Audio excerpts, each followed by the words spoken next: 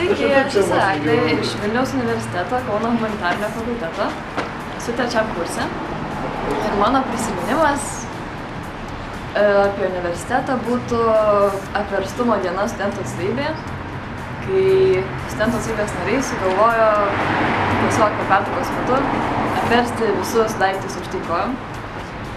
Ir po to įdomiausia tai buvo reakcija prezidento, kai jis atėjo ir tiesiog pamatė visą netvarką ir vienintelė žodžia buvo, kas apvertėt, tas užsitvarkysit. Tai po to teko tvarkyti. Taigi esu Lukas Šiupšinskas, buvau Vilniaus dailės akademijos Kauno fakulteto skulptūros studentas, bakalauro ir magistro studijas čia, taip sakant, mokiausi. Tai yra didelis laiko tarpas mano gyvenime, 6 metai, tai žinoma įvairių prisiminimų ir įvairių dalykų galėčiau papasakoti apie šitą vietą. Ir ką iš studijų metų geriausiai prisimenu, tai 3. kursą, nes tada žmogus ir menininkas pasiekia tam tikrą brandą, pradeda dalyvauti miesto renginiuose, aktyviai reikštis kūrybiniai veikloj. Ir 3. kurse aš čia susipažinau su savo dabartinė ilgametė draugė, stiklo magistrantė Gintarė. Ir kas yra smagiausia, kad pradėję veiklą bendravime tarp šitų sienų, toliau tęsėm ją ir už instituto ribų. Ir kitas labai smagus dalykas, kad po visų šitų studijų metų institutas save pastoviai atnaujina ir nepaleidžia jaunų žmonių tokių kaip aš.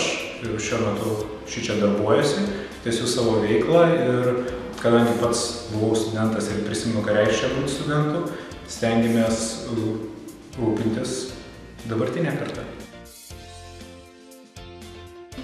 Aš esu Ringoldas Palubinskas ir studijuoju LSMU.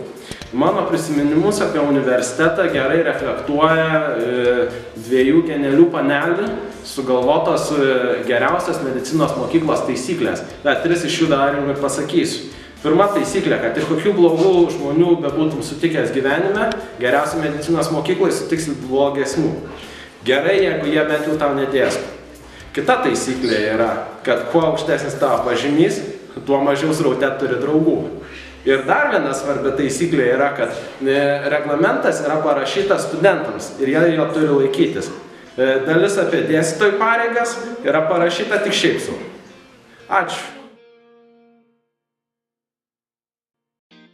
Sveiki, esu Lukas Stumbra, kitų studentų atstovybės socialinių reikalų koordinatorius. Ir aš jums papasakosiu istoriją, kaip praeitų metų kūčių vakarą praleidau šiek tiek kitaip.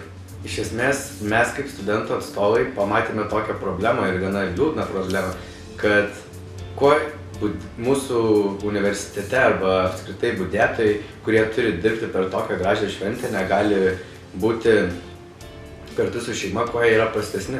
Ir taip mes norėjome jiem bent akimirką, bent 5-7 minutės skirti savo dėmesio ir taip paversti jų kūčių vakarą šiek tiek linksmesnį.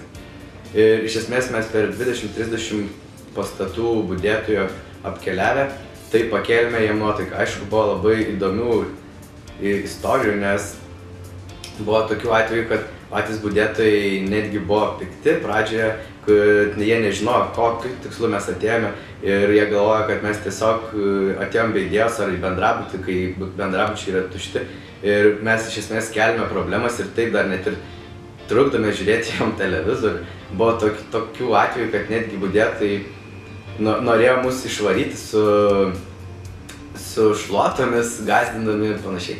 Bet galiausiai, kaip sužinodavo, dėl ko mes tai atvykome pas juos, koks mūsų yra tikslas ir kad mes norime pamatyti jų šypsenas ir tiesiog šiltai pasidėti tas kelias minutes, tai jie iš karto pažiūrėdavo į tai labai gražiai ir buvo iš tikrųjų labai neįkainojama patirtis, kurios metu mes galėjome padaryti gerą kitiems žmonėms. Simanavičius, Vytauto Didžiojo universiteto studentų reikalų tarnybos direktorius.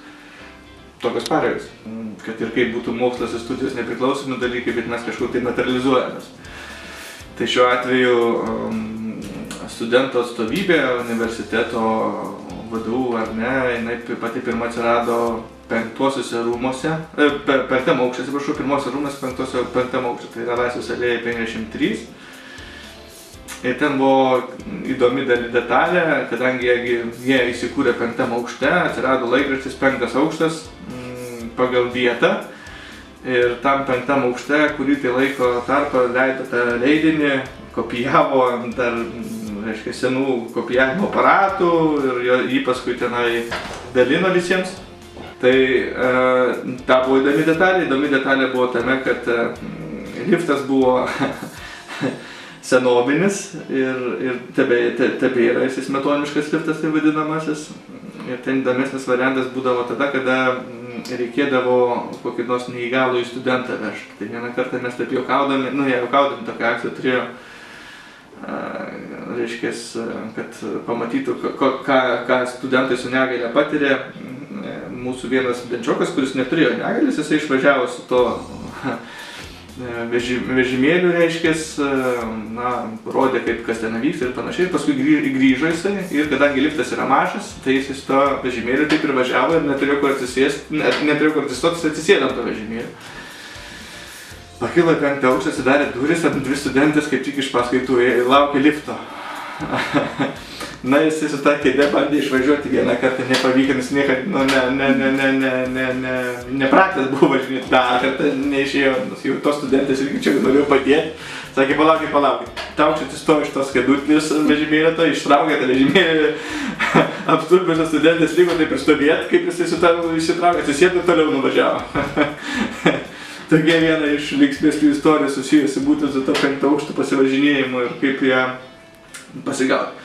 Dar turbūt kokią kitą vieną įdomesnę istoriją papasakosiu tame, kad VDU studentai turbūt to dalyko tikrai, senesnoji kartą atsimena, bet ne visi. VDU turėjo kažkada tai valgyklą. Studentai valgydavo daug skanių patiekalų, kuriuos finansuodavo Amerikos lietuviai, paramą, reiškia, tai valgyklėliai, tam, kad, aišku, ten kažkiek kainuodavo pinigėlį, bet ten milijonas tikrai kainuodavo. Ir ten būdavo įsigelbėjimas tiems studentams, kurie, reiškia, neturėjo labai daug pinigėlių, nes nueidavo tenai, ten gaudavo, kaip sakė, kulšį sriuboje, vištos, tai ten jau būdavo visas mėsingas patiekalas, negi tik tai bulėm būsi gyvas. Tai va, tokia buvo istorija su ta valgyklėlė, paskui ta valgyklėlė užsidarė.